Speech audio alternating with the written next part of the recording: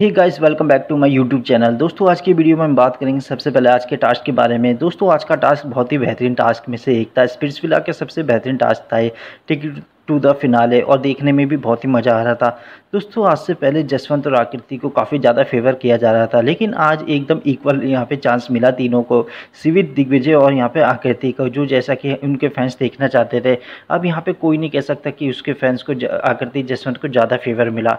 जीवित और दिग्विजय के दोनों के पास बराबर मौका था, लेकिन दोनों यहाँ पे वो मौका गंवा चुके हैं। जी हाँ दोस्तों, देखने से साफ पता चल रहा है कि जसवंत और आकृति ये टास्क जीत चुके हैं, क्योंकि जसवंत ने काफ़ी अच्छा परफॉर्म किया और जसवंत एक स्ट्रॉन्ग कॉम्पिटिटर है, इसमें कोई शक नहीं। जीवित भी काफ़ी अच्छा कर रहा था, लेकिन वो अनिका और जो पहला उन्होंने फॉल्स किया और लास्ट वाले में वो बाहर हो गए, इस वजह से वो हार गए। दिग्विजय से जो बहुत ज़्यादा उम्मीदें थी उनके फैंस को, मुझे दिग्विजय ने काफ़ी निराश किया इस टिकट टू फिनाले में, क्योंकि वो स्ट्रेंथ बेस्ड टास्क था और सिवित से जो उसकी राइवलरी थी उसमें भी मतलब खरा नहीं उतर पाया। और मतलब कि वो ऐसा था जैसे कि मतलब कि बहुत ही ज़्यादा वीक पड़ रहा था और मतलब कुछ कर ही नहीं पा रहा था।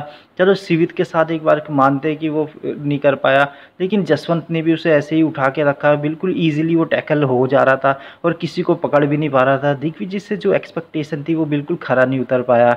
हो जाता है, कभी दिन नहीं होता किसी का। और यहाँ पे इस सीधे सीधे तौर पे हमें देख के पता चल रहा है कि जसवंत आकृति ने यहाँ पे बहुत अच्छा परफॉर्म किया और टिकट टू फिनाले जीत गए।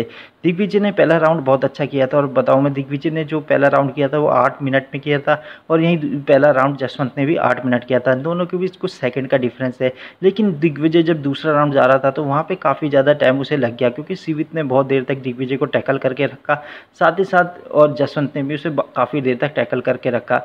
इस कारण से वो काफ़ी ज़्यादा टाइम उसका वेस्ट हो गया। वहीं बात करें हम जसवंत की, तो जसवंत ने पहला राउंड भी अच्छा किया और सेकंड राउंड भी उसने बहुत बढ़िया किया, क्योंकि उसने जो स्ट्रैटेजी अपनाई बहुत ही बढ़िया थी, क्योंकि वो तेज़ भाग के आ रहा था और इस कारण से दिग्विजय उसे पकड़ नहीं पाया। सिवित ने भी हल्का सा उसे होल्ड करके रखा, लेकिन ज़्यादा देर तक वो उसे होल्ड नहीं कर पाया, क्योंकि जसवंत वाकई में एक अच्छा वो है, कॉम्पिटिटर है। इसी वजह से यहाँ पे जसवंत और आकृति ये टास्क जीत जाएंगे और सीधे सीधे टिकट टू फिनाले में पहुँच जाएंगे।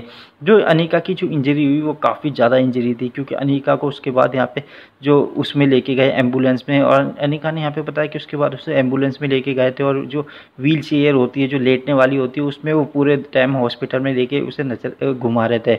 और उसके बाद यहाँ पे सीवित वगैरह इनका डोम सेशन चल रहा था। हालांकि अनिका बार बार कह रही थी कि मुझे डोम में जाना है, मुझे डोम में जाना है, लेकिन यहाँ पे डॉक्टर्स ने साफ मना कर दिया था कि आप डोम में नहीं जा सकती।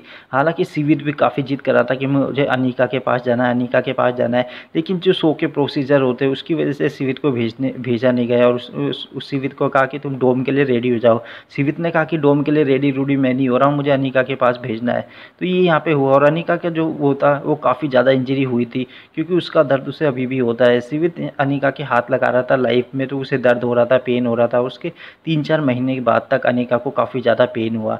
वहाँ पे एमआरआई भी कराया जा रहा था अनिका के, लेकिन बहुत ज़्यादा रात हो गई थी, और इस कारण से अनिका का जो एमआरआई नहीं हुआ था। सीवी तौर के जो डोम सेशन में जाने से पहले ही, कुछ देर पहले ही अनिका वापस आई थी हॉस्पिटल से।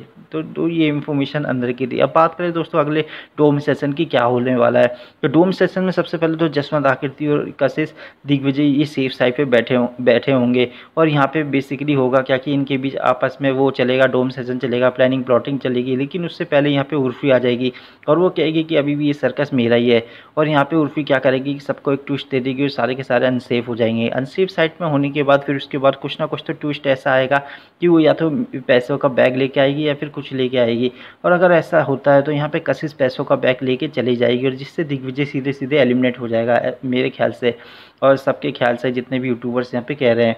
तो दोस्तों यहाँ पे कशिश अगर ऐसा करती है तो ये बहुत ही गलत हो जाएगा। जो दिग्विजय हम सबका हीरो था फैंस का, वो बहुत ज़्यादा हम सबका दिल टूट जाएगा, और दिग्विजय बाहर हो जाएगा तो यहाँ पे बहुत ही गलत हो जाएगा। और मुझे ऐसा लगता है कि शायद जो अनिका की इंजरी है उसकी वजह से वो भी शायद कंटिन्यू ना कर पाए, और वो भी मुझे लगता है शो से बाहर हो जाए। तो मतलब सिवित भी अकेला पड़ जाएगा, दिग्विजय भी यहाँ पे बाहर हो जाएगा। तो देखना ये होगा कि अब कौन आकृति और जसवंत के साथ कम्पीट करेगा और सीधे फाइनल में एंट्री करेगा। आई होप दोस्तों वीडियो आपको पसंद आई है। चैनल को जरूर सब्सक्राइब करिए, लाइक करिए। धन्यवाद।